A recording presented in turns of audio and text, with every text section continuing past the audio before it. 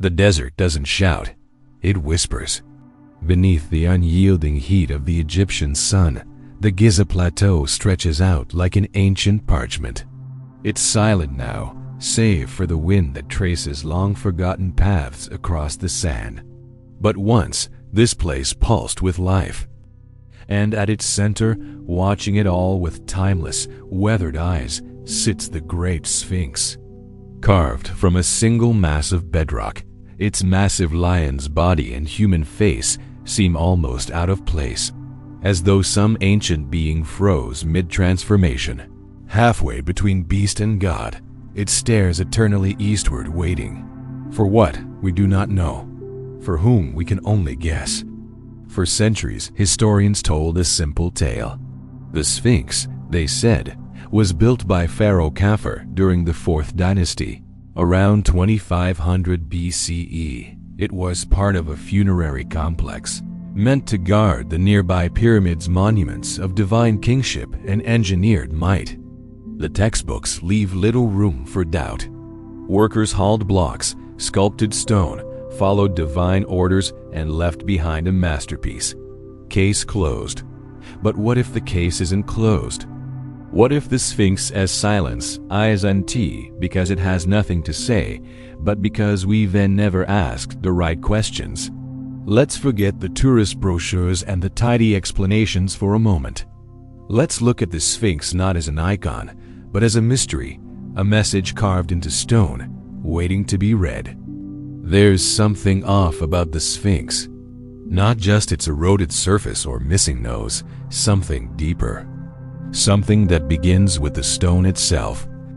In the early 1990s, Dr. Robert Schoch, a geologist from Boston University, stood before the Sphinx and did what geologists do best. He looked for clues in the earth. What he found shook the foundations of Egyptology. The Sphinx, he argued, wasn't just worn by time. It was shaped by water.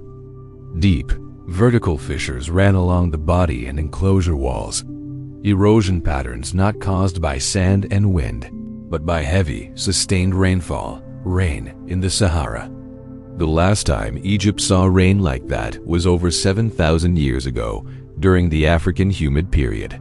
Which leads us to a staggering possibility. What if the Sphinx is older than Egypt itself? Older than writing? Older than the pharaohs? Older than the pyramids it appears to guard? Let's go back. Farther back than history typically dares to tread. Imagine North Africa not as a stretch of endless desert, but as a lush green world. Lakes shimmered in the valleys. Grasslands danced under monsoon rains. Herds of animals roamed freely. People lived, hunted, and painted scenes of life on cave walls, art that survives even today in places like the Tesseli, An-Ajr in Algeria. This was the African humid period, a chapter long omitted from most school books. From about 10,000 BCE to around 4,000 BCE, the Sahara was not a barren wasteland, but a thriving ecosystem, one capable of sustaining human civilization. And it's here, some suggest, that an unnamed culture flourished. A people advanced enough to carve monuments from bedrock, skilled enough to align them with stars, wise enough to build not for themselves, but for eternity. They left behind no scrolls, no king's lists, no epic poems. Just stone, stone and silence. Most visitors to Giza are handed a story before they even see the sand. The pyramids? Tombs. The Sphinx? A guardian statue. The end. But if we slow down and really look, if we ask questions instead of accepting answers, strange details begin to emerge. Take the temples that flank the Sphinx. They're built from blocks quarried directly from the body of the monument itself. But here's the catch. Those temples show no signs of water erosion. Their stones are sharp, their lines clean, which means they were built after the Sphinx, long after. So, if Khafre built the temples and the temples came after the Sphinx, who built the Sphinx? Then there's the face. Egyptologists claim it represents Khafre, the pharaoh. But compare it to surviving statues of him, and the resemblance quickly evaporates. The proportions are off. Some researchers have even suggested the face may have been recarved from an earlier figure, perhaps an entirely different ruler, or maybe even a different species altogether. And strangest of all, no inscriptions, no dedication.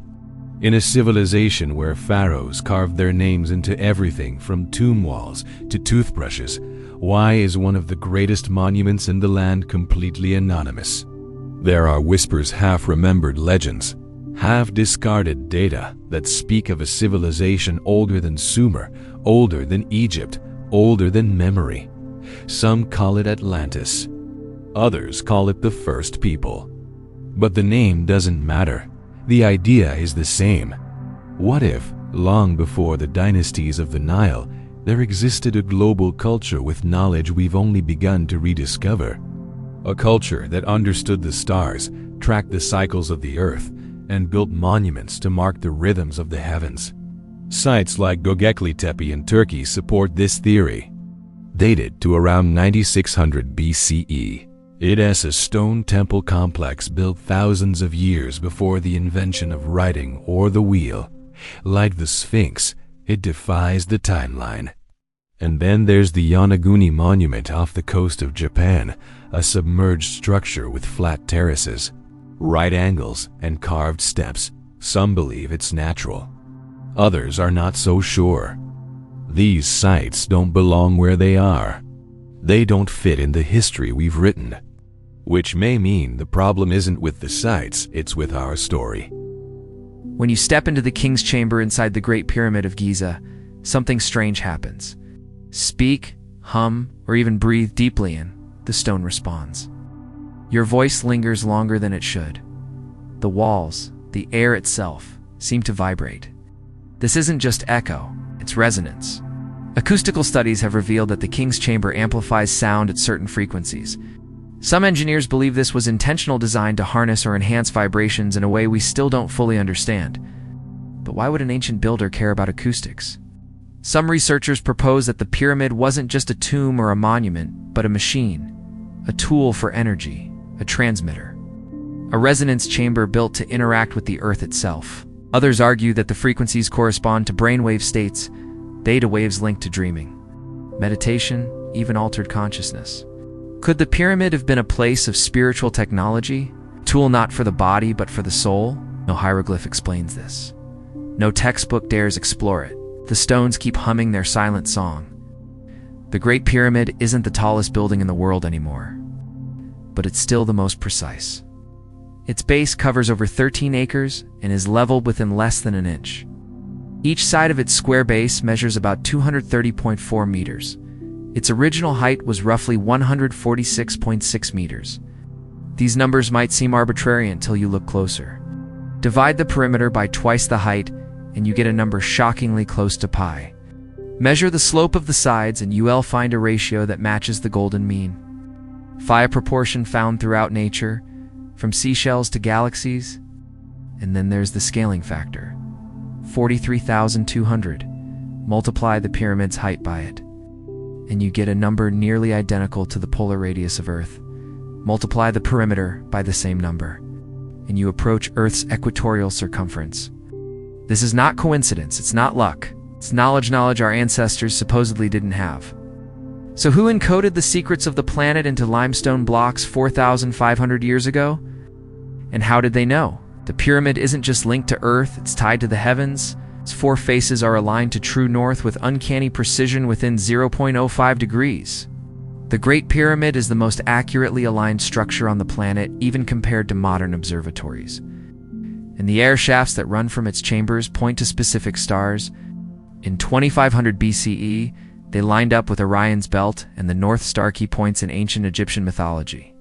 Orion represented Osiris, the god of the afterlife. The North Star represented stability, eternity. But these alignments required knowledge of precession. It's a slow wobble of Earth's axis over a 25,920-year cycle. It's a concept modern science only confirmed in the last few centuries. To build such alignments, the stone would require thousands of years of star tracking and an understanding of celestial mechanics, far beyond what we credit to ancient civilizations. Either the Egyptians were far more advanced than we believe, or they inherited this knowledge from someone else. Despite being labeled as a tomb for Pharaoh Khufu, the Great Pyramid has never yielded a body. No mummy, no sarcophagus lid, no funerary treasures, just an empty granite box in an eerie mathematical silence. Egyptian tombs are typically rich in decoration walls, covered in spells, prayers, and depictions of the afterlife. But the Great Pyramid, it's bare. Not a single hieroglyph on the inside. And then there, as the mysterious red-painted cartouche-bearing Khufu, a name discovered in an upper chamber by British explorer Howard Vyse in the 1830s.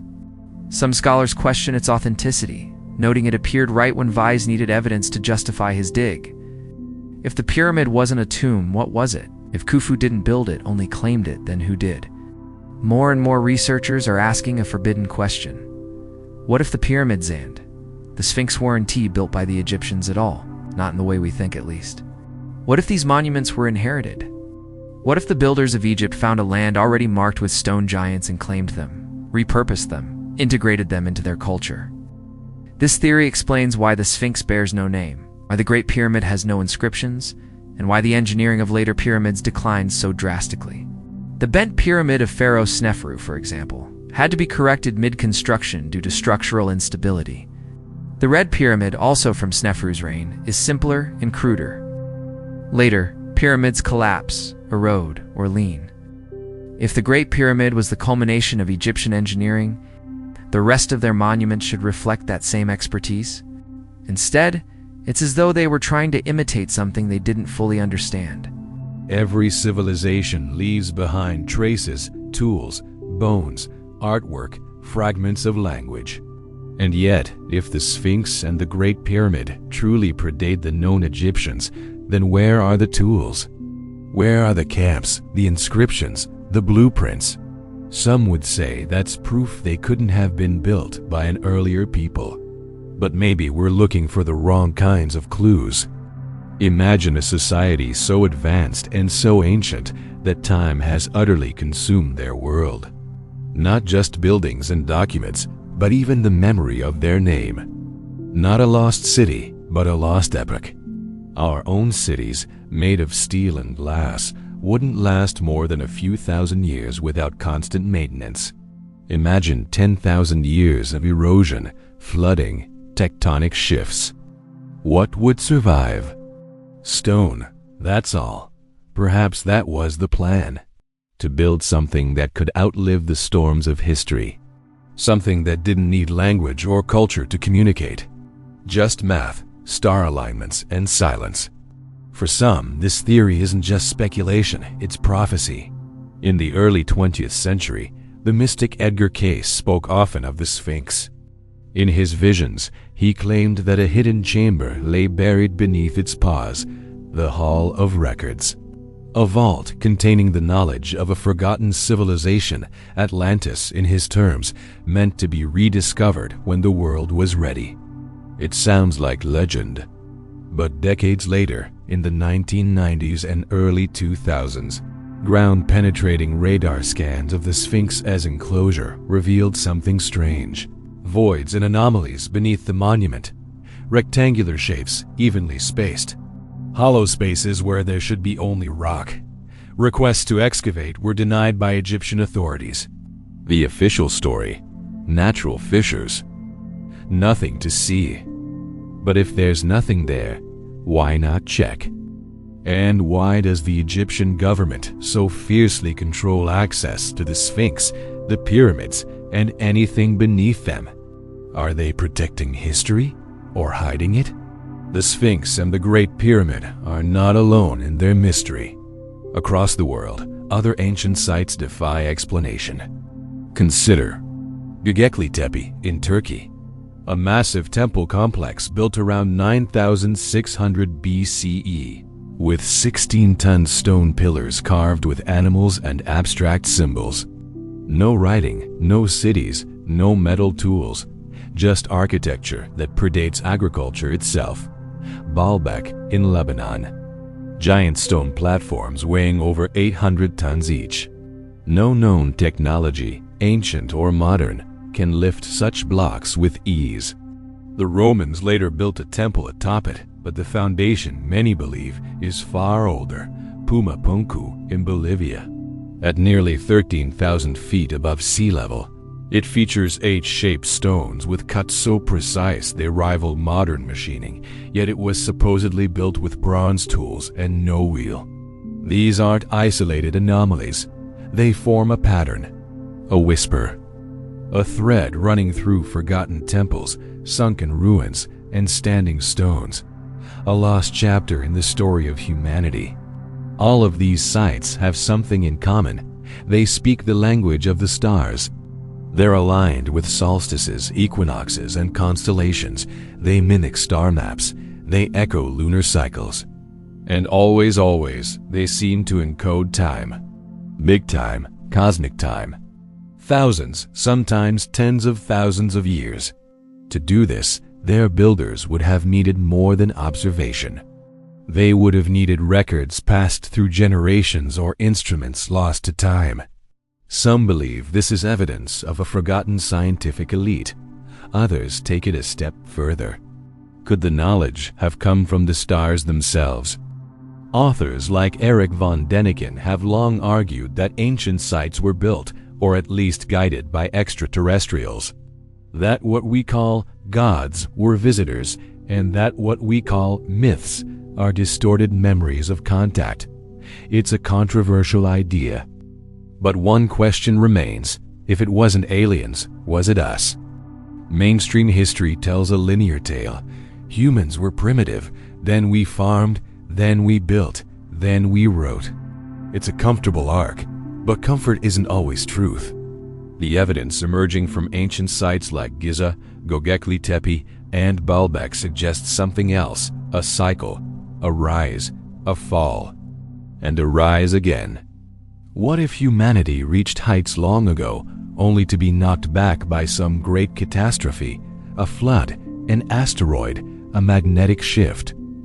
The myths of nearly every culture speak of such events: the biblical flood, Atlantis swallowed by the sea, the Hindu Yugas. If true, then the Great Pyramid may not be the dawn of civilization. It may be a lighthouse left by survivors, a record, a time capsule built in stone, not to glorify the dead, but to warn the living. Some say math is the language of the universe, that numbers are the divine alphabet, the architecture of reality itself. The builders of the Great Pyramid seem to understand this. Pi and phi aren't just mathematical curiosities, they're everywhere. In the spiral of galaxies, in the curve of ocean waves, in the arrangement of sunflower seeds and the geometry of the human body. To embed both constants in the dimensions of a stone monument is more than clever. It's intentional, sacred, even. Was the pyramid meant to echo the universe itself, to mirror creation? Some researchers believe it may have served as a kind of frequency stabilizer, designed to preserve harmony between Earth and the cosmos.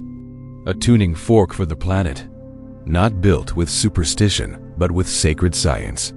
If true, the Great Pyramid isn't just ancient, it's alive. It interacts, it resonates, it remembers.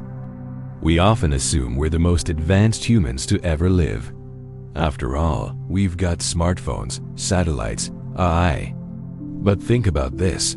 If everything we've built were to vanish, every server, every book, every power grid, how long before our descendants forget what we knew? 100 years? 1,000? And how would they interpret our ruins? Would a solar panel be seen as a religious relic? Would the remains of a telescope be called a ceremonial artifact? If a massive global disaster wiped out our infrastructure tomorrow, only the strongest materials would endure. Stone, mostly. And if someone someday stood before the ruins of our world, would they ask the same questions we ask at Giza? Perhaps we're not at the peak. Maybe we're on the rebound. Maybe the ancients weren't primitive. Maybe we're just forgetful. One of the most haunting things about the Great Pyramid is its silence. No inscriptions line its inner walls, no artwork. No names, no prayers, no record of purpose. Just dark corridors, massive stones, and mathematical precision. For a civilization that carved everything into stone, births, deaths, taxes, this absence is deafening. And it feels deliberate. Imagine if the builders wanted to erase themselves, not out of shame, but out of reverence. To make the pyramid a message, not a monument, a mirror, not a mural. In that silence, some hear a challenge, others hear a warning, and just a few hear a whisper. Many believe the Great Pyramid is part of a much larger system, an ancient timekeeping device that spans continents. Why? Because it doesn't exist in isolation. From the Nazca Lines in Peru to Angkor Wat in Cambodia, from Teotihuacan in Mexico to the temples of India, many ancient structures align with constellations, solstices, and equinoxes. The Giza pyramids mirror Orion's belt with remarkable accuracy. Teotihuacan aligns with the Pleiades. Angkor's temples form a map of the Draco constellation. Is this coincidence or coordination? The Earth's axial precession, the slow wobble that takes 25,920 years, was seemingly understood by these ancient builders.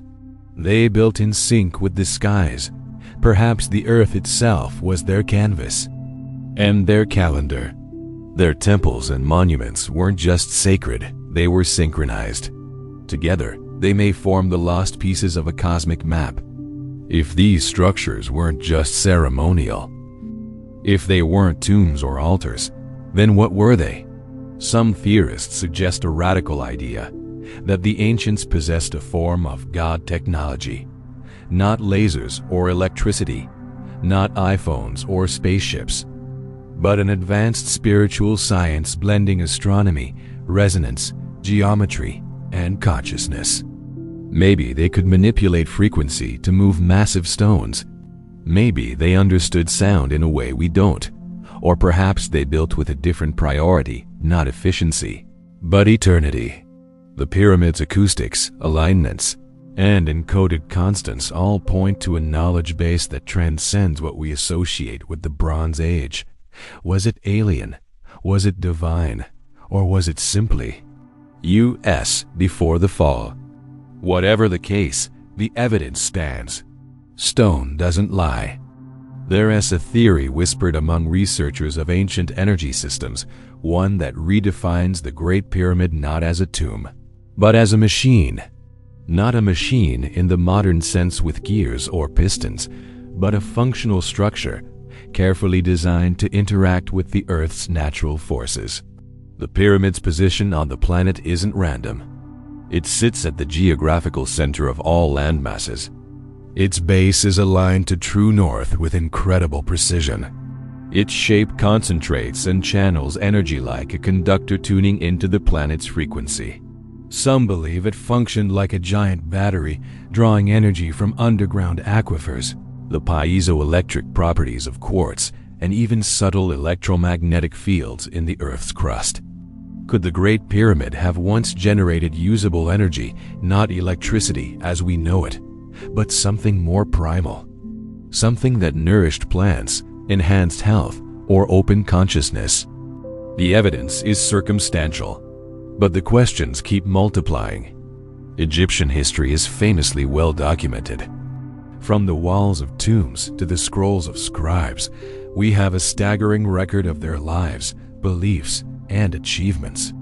And yet, no ancient Egyptian text ever claims to have built the Great Pyramid.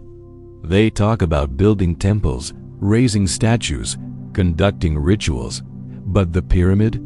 Silence. It's as if the monument was already ancient when the Egyptians arrived.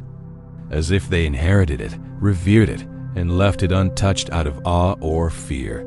Later pharaohs did repurpose other monuments. They often chiseled out old names to insert their own. But not here. No one touched the Great Pyramid's message, because perhaps no one understood it. Or maybe they didn't dare to change it. In ancient Sumerian tablets, some of the oldest writings ever discovered, we find stories of powerful beings called the Anunnaki. They were described as those who from heaven came to earth. They ruled cities, shared knowledge, and vanished in the distant past. Some researchers believe the Anunnaki were mythologized memories of a real group, perhaps an advanced race of humans or visitors from elsewhere. In some interpretations, they were the builders of the first monumental architecture in Mesopotamia, ziggurats, temples, and vast cities aligned with celestial cycles. The timing overlaps intriguingly with Egypt's Old Kingdom period. Could the knowledge that shaped Ur and Babylon also have touched Giza? Could the Great Pyramid be an echo of even older structures once ruled by sky gods and forgotten kings? Maybe the stories of the Anunnaki aren't fantasy but fingerprints. If there was once a golden age of knowledge and construction, what destroyed it? There are many contenders. A comet impact, a solar flare, shifts in Earth's magnetic field, a massive flood. In fact, around 12,800 years ago, something did happen. The Younger Dryas impact hypothesis suggests that a series of comet fragments struck Earth, causing global wildfires, megafauna extinctions, and rapid climate shifts. Coincidentally or not, this is also the approximate age of Göbekli Tepe, and potentially of the earliest version of the Sphinx if Robert Schoch's weathering analysis is correct.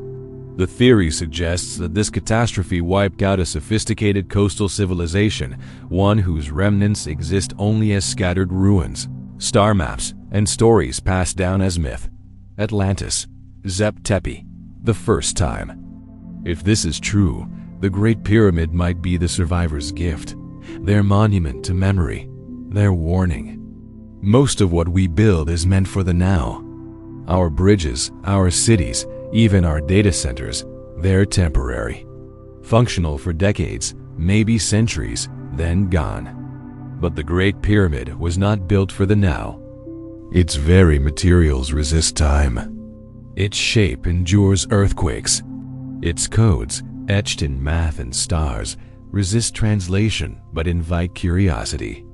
It was built to last through the rise and fall of civilizations, to speak across epochs, to tell the future that someone came before and that they knew. They knew Earth's dimensions. They knew the rhythm of the skies. They knew that time is not just a clock ticking forward, but a spiral that circles back. The Great Pyramid may not just be ancient architecture. It may be ancient memory. One of the most overlooked mysteries of the Great Pyramid is its sound. Not what it says, but how it sings. Inside the king's chamber, sounds resonate in strange ways. Tones linger longer than expected. Some frequencies seem to amplify themselves. Others vanish. Researchers who vet-tested the chamber as acoustics have noticed it amplifies vibrations in the 432 Hz range, a frequency often associated with harmony, healing, and cosmic resonance in ancient traditions. Coincidence or intention? The granite sarcophagus at the chamber's center also resonates when struck. Some say it vibrates with the same pitch as the earth itself. Could this be the reason the chamber was designed? Was it a place for ritual sound, for resonance therapy, for tuning the body or spirit? This isn't just mystical speculation. Modern sound engineers marvel at the room's acoustics. Architects can't explain how or why it was built that way. But maybe the builders weren't trying to store a body. They were trying to tune a soul. Symbols fade, languages die, but numbers, they're eternal. The builders of the Great Pyramid didn't leave scrolls or instructions. They left proportions, and those proportions tell a story. The golden ratio, the circumference of Earth, the relationship between equator and poles, the speed of light. Yes, some claim it's even encoded in the latitude of the pyramid itself. Was this an accident, a cosmic joke, or a monument carefully designed to last until we were advanced enough to understand? The message is subtle, quiet, but clear. We were here. We knew. Do you? It's like a cosmic breadcrumb trail, a beacon for the curious. An invitation to look deeper, question louder, and wonder harder. Maybe the real mystery isn't the pyramid. Maybe the real mystery is why it speaks so perfectly to those of us just now learning to listen. Think about it. A structure the size of a skyscraper, aligned to true north, built with millions of stones, some weighing up to 80 tons, featuring internal chambers with precision tolerances aligned to stars, possibly to Earth's core energy lines, and no builder claimed it. Not a name, not a symbol, not even a scratch on the wall that says, "I was here." This would be like NASA launching a spacecraft to another galaxy and refusing to put a flag on it, refusing to sign it. That's not humility, that's purpose.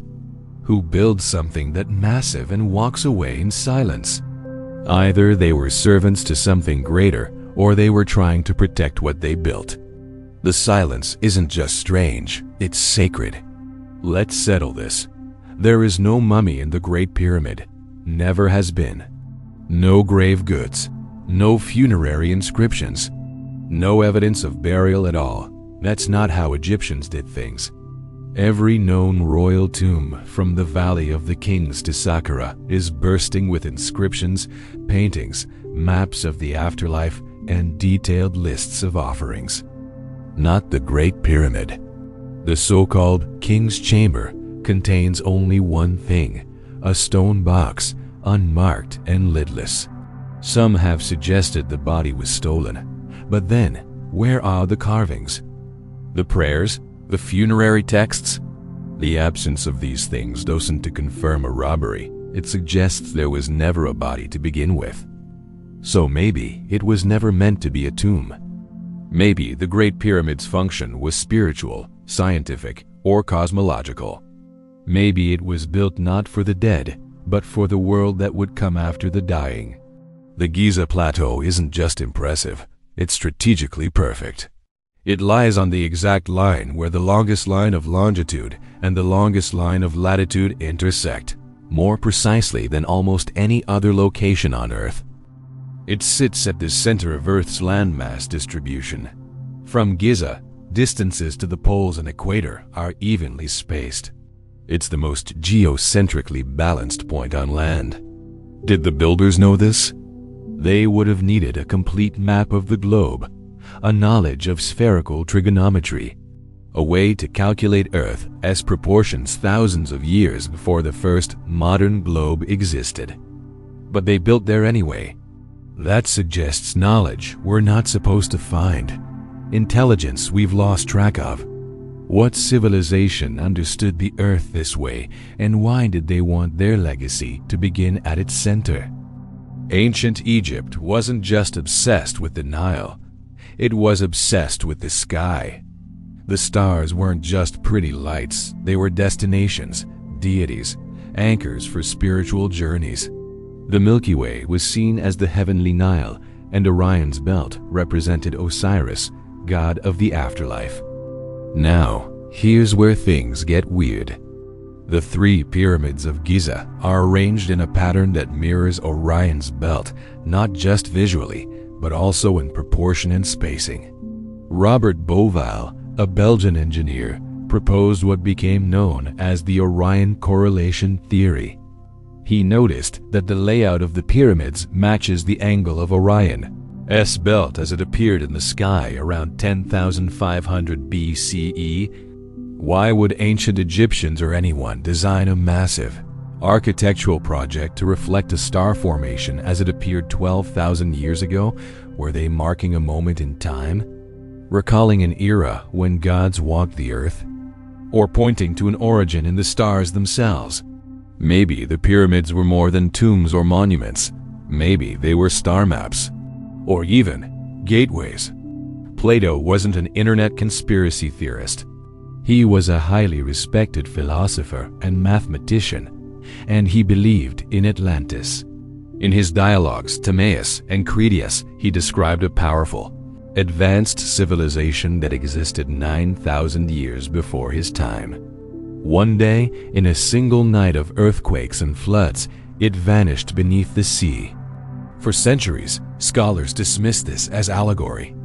But Plato insisted it was historical fact passed down from Egyptian priests to the Greeks. Modern geology supports the idea that around 11,600 years ago, sea levels rose rapidly due to melting glaciers flooding coastal cities, drowning entire cultures. Could Atlantis have been real? Not in the Disney sense, but as a once thriving culture that left behind ruins we haven't even recognized? And could the Great Pyramid be a survivor of that cataclysm built by remnants of a fallen world, encoded with their knowledge, aligned to their memories of the stars? Atlantis might not be fiction. It might be the backstory of the pyramid. How did they build it? That's the question that keeps engineers up at night. 2.3 million limestone blocks, some weighing more than 70 tons. Perfectly cut, perfectly placed. No mortar, no forklifts, no laser levels. We're told it was done with copper tools, stone hammers, sleds, and manpower. But copper is softer than granite. It would take centuries to make the clean cuts we see in Giza using such methods. And lifting those stones, you'd need cranes we haven't invented. Especially when it comes to the precision fitting of multi-ton granite beams hundreds of feet above the ground. Some researchers suggest the use of lost technologies. Not aliens, necessarily, but techniques we simply no longer understand.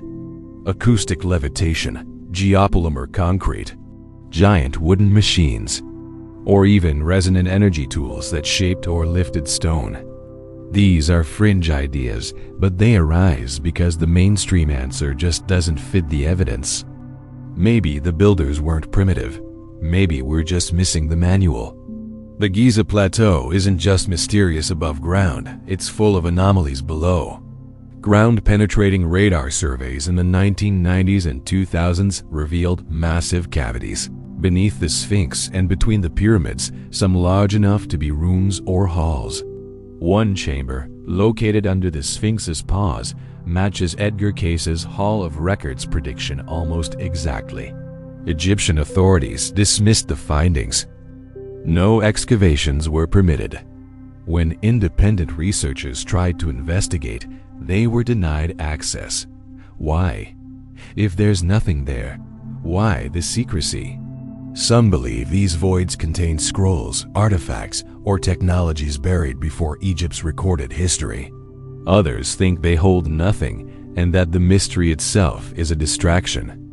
But the fact remains, there is something beneath Giza, something artificial, something no one is allowed to see. What are they hiding?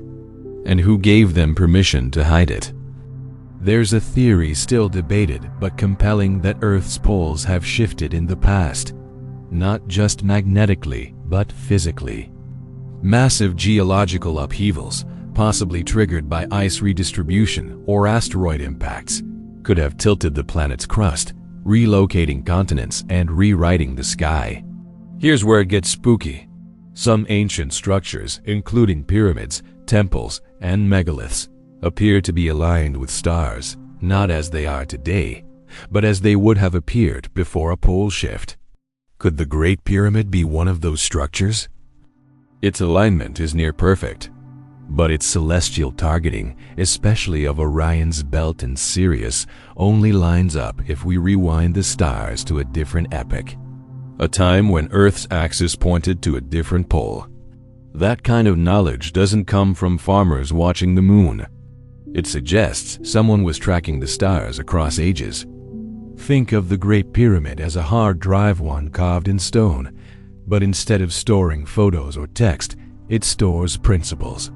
Constants, ratios, celestial alignments. It's a code. And not just a code, but the code one that transcends language. Take this, the pyramid's perimeter divided by its height equals approximately 2. The relationship between its base and height reflects the golden ratio. Its positioning encodes latitude, solstice angles, and the speed of light, Are these coincidences? The statistical odds are razor thin. The builders were embedding knowledge into a shape that would outlive their civilization, their myths, even their names. You don't need to speak ancient Egyptian to understand this message. You just need math. They weren't just architects. They were archivists of the eternal. This isn't a monument to death, it's a message to the future. Zoom out from Giza, way out. Now place the Great Pyramid on a globe and start looking at the locations of other ancient sites. What do you see? Many of them, Stonehenge, Machu Picchu, Teotihuacan, Easter Island, Angkor Wat, fall on or near specific latitudinal and longitudinal alignments. Some researchers call this the world grid, a geometric pattern wrapping around Earth, possibly linked to magnetic energy lines, ley lines, or ancient navigation systems. Giza sits at the intersection of two major lines. Coincidence or coordination? Did ancient civilizations understand Earth's energy network, perhaps in a way we're only starting to rediscover? Were pyramids, stone circles, and temples part of a planet-wide system of energy harmonization or navigation, or something we can't even name? The more you look, the more it feels like the ancients were plugged into something much bigger. There's something about the Great Pyramid that feels different when you stand near it. Tourists talk about it. Researchers mention it in whispers. It's not just awe, it's energy. Some believe the pyramid's shape, materials, and orientation allow it to resonate with Earth's natural frequency, Schumann resonance, around 7.83 J. Guess what frequency human brainwaves dip into during deep meditation? About the same, that's right. The pyramid may not just encode mathematics, it may entrain the mind. Some tests conducted suggest that meditating inside the king's chamber enhances lucid dreaming, induces calm, and even amplifies intuition. Could the pyramid have been designed as a consciousness amplifier, a place for transformation? A chamber to tune the soul to the cosmos? It's a wild idea until you experience it. And then it just makes sense. You might be wondering, so what? It's old. It's weird. But why should I care? Because the story of the Great Pyramid challenges everything we believe about ourselves. If a lost civilization carved stone with near-perfect geometry, encoded the Earth's dimensions, aligned with stars and planetary rhythms, and preserved it for thousands of years without ever taking credit, then history isn't what we think it is. And that changes the future. It means humanity is older, smarter, deeper than we've been told. It means catastrophe has happened before and may happen again. And it means that survival, legacy, and truth require more than books and beliefs. They require stone and intention, and the humility to speak not to your time, but to all time. The pyramid doesn't just point to the stars. It points to us and asks, what will you leave behind? So here we are, standing at the base of the Great Pyramid. It has no voice, but it speaks. It has no face, but it watches. It was built by hands we'll never shake. It was carved by minds we can't quite remember, but it remembers us. It watches every age come and go, Persians, Greeks, Romans, empires, and revolutions. Still it stands, still it waits. And maybe it waits for you, not just to admire it, not just to measure it, but to hear it, to read the language of its shadow, to feel the pulse in its stone, to accept the challenge it whispers. Ask better questions. Don't settle for the official version. Truth is not written in textbooks, it's carved in silence. The Great Pyramid is not just a relic, it is a riddle, a memory, a warning, a blueprint. And somewhere, buried beneath the weight of 25,000 years, there's still more to uncover.